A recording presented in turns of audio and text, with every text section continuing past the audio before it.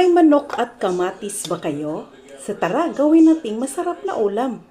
So, hinugasan ko na pala ang chicken. Lagay lang tayo ng cooking wine. So, mix lang natin.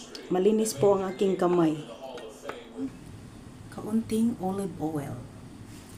Then, igisa na natin ang ating bawang, luya, at sibuyas.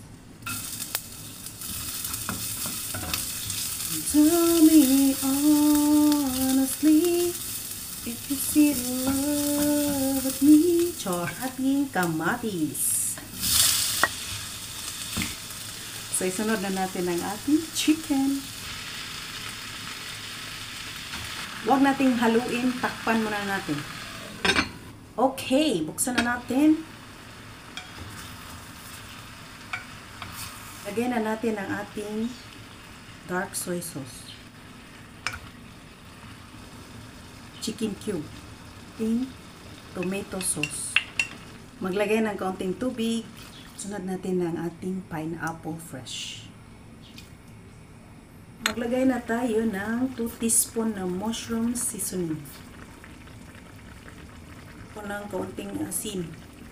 Ating mushroom. Pwede na itong i-serve. Luto na ang ating kinamatisang manok.